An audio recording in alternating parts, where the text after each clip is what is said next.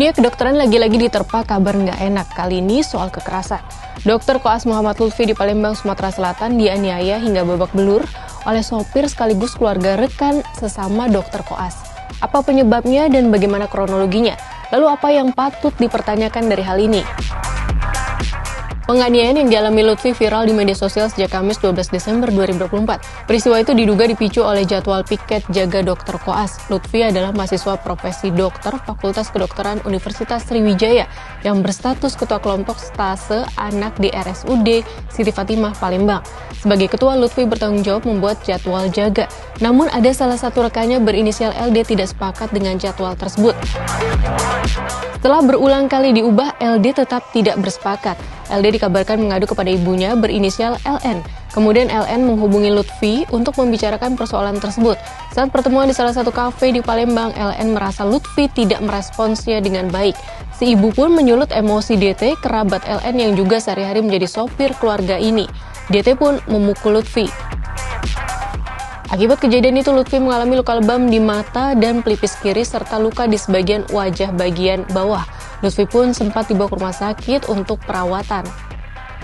Atas kasus ini, ayah Lutfi, Wahyu Hidayat, Jumat mengatakan pihaknya segera melaporkan kasus itu ke Polda Sumsel dan bersyukur kasus cepat ditindaklanjuti. Kepala Bidang Hubungan Masyarakat Polda Sumsel, Kombes Sunarto, juga mengonfirmasi telah menerima laporan dari Lutfi pada Rabu 11 Desember.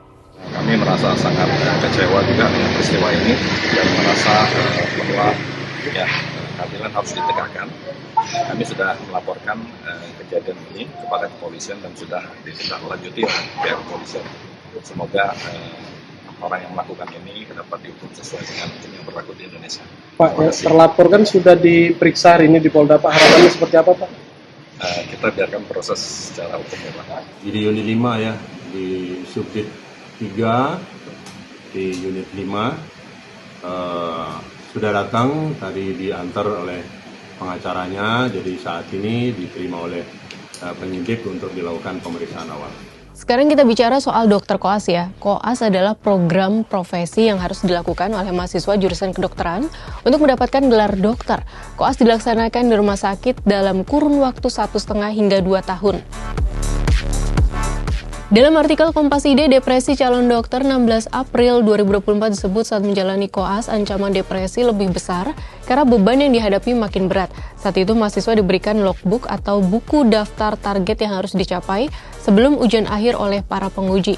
Saat menjalani koas ada begitu banyak bahan ajar dan beban kerja sehingga persiapan sebelum ujian menguras tenaga, pikiran, dan uang yang tak sedikit.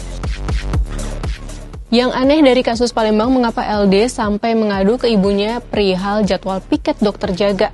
Lalu mengapa ada pertemuan di luar rumah sakit, yaitu di kafe, untuk membahas soal jadwal piket jaga Dr. Koas? Bagaimana menurut sahabat Kompas, prosedur apa yang dilanggar?